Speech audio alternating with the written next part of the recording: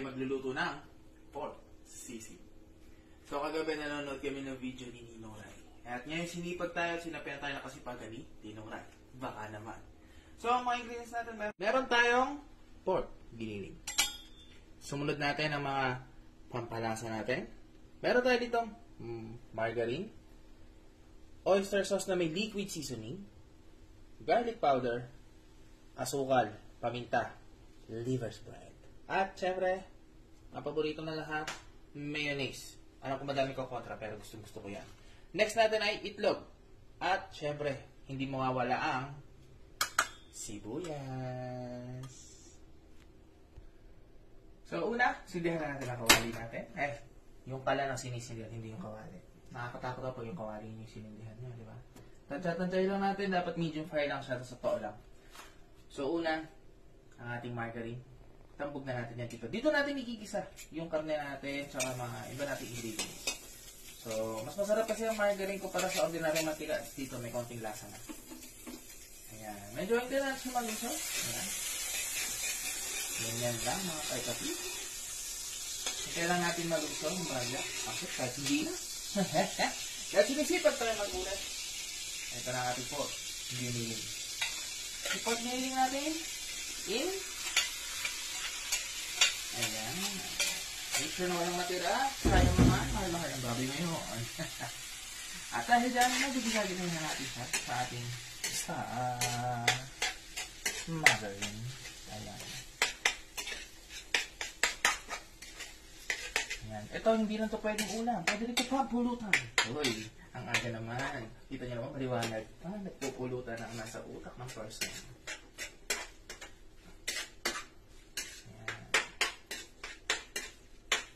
Susunod ko dito ang sibuyas. Actually, ito magkahalo na itong pula at puting sibuyas dahil hindi naman lahat gusto ng pula lang. Gusto rin ng iba may puti. Di paghaluin na natin. Total, hindi naman ang punta. Kalahati lang muna ang ating ilalagay. So, yung kalahati, mamaya babalik natin yan. Okay, mag-alala. Hindi po kami nagsasayang dito ng ingredients. Lahat po yan ay magagamit. Huwag po kayo mag-worry. Gisa-gisa lang muna natin, no? Nasa medyo maluto din naman syempre yung ating sibuyas. Inisip ko gulay. Ano ang daming gulay? Ayan. Ganyan.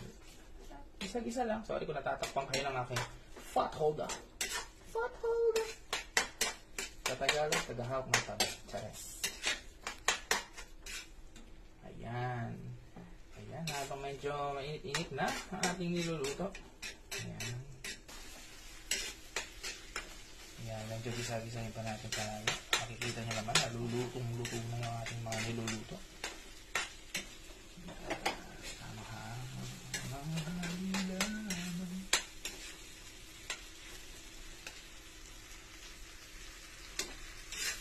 Yan, narinig nyo naman ang pag-sisig.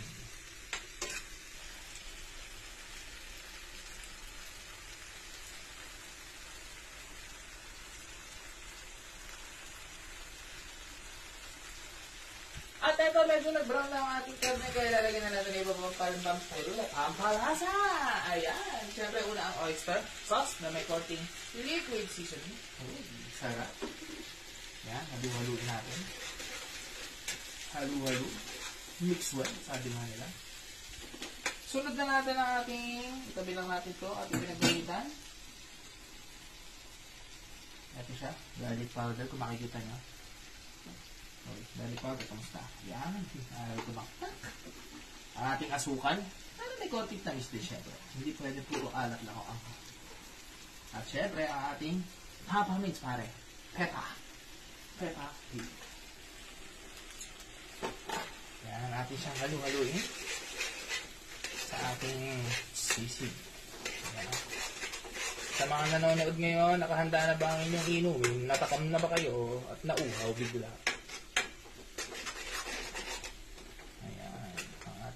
Sisig, baby. Ayan. Haluin mo lang mabuti. Ayan. Siyempre, kanina sa video, pinakita ko din naman na meron tayong idadagdag dyan na liver spread. Isang lata ng liver spread. Pasok.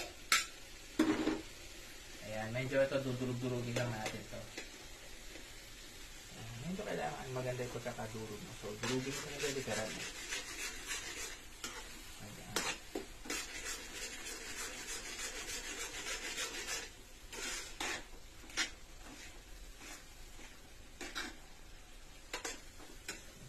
Ayan. Maluluto yan. Ayan. Nahalo na natin mabuti yan.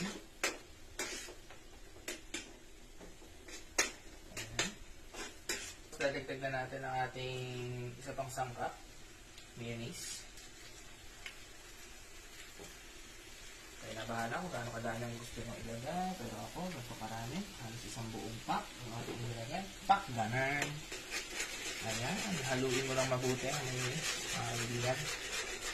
Mga inaanak, sabi nga ni Nino. Ako po si Nino. Hi! Uy, ibang hayon. Huwag mo isipin nyo. Hindi yun. So, ayan natin mag-combine mabuti yung mga ingredients na nilagay natin. Kita nyo na may iba kasi, may iba pang kulay yung ibang parts. So, ayan. So, let it combine well. Mix well, sabi nga nila.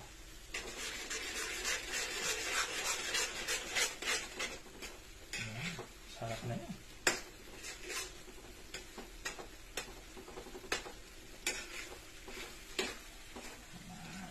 Ayan, medyo naluluto na siya ng maganda yung ating sisig. So, lagyan natin natirang sibuyas. Kasi sabi ko kanina, so ilalagay lang natin siya sa bandang hulihan kasi para may konting crisp pa yung ating sibuyas, no? Ayan, medyo ano lang siya. Yung halo lang natin, i-integrate lang natin siya kasi parang niluluto natin. Mahalaga lang din kasi na medyo maluto siya. Pero ando pa rin yung crunchiness ba? Yung pinaka-sibuyas. Na, well, ako, bilang assistive person, hinahanap ko din minsan yung sibuyas. Lalo kung white onion. Sarap kasi. Manamis-namis yung white onion. Ayan. Dito lang natin mag-ito. And, last ingredient natin, 1 piece of egg. Ayan. Beaten eggs. Beaten egg. So, lagyan lang natin. Ayan. Very sisig. Very sisig po talaga. Okay. Ayan. Hindi po ako nagdadabog. Nilapag ko lang. Walang nagdadabog dito. Ito po ay niluluto natin with passion. With all my heart and soul. Ganun. Yan. Araw naluluto na siya. Maririnig yan. 6 minutes. Wala lang tayong sizzling pipe. Pero kung meron, ako. Pwede na to. Kung sininong rin, meron 3-way sisig. Ako meron lang. Sisig 1 way. Thank you sa inyo lahat. Dito na yun. Paalam.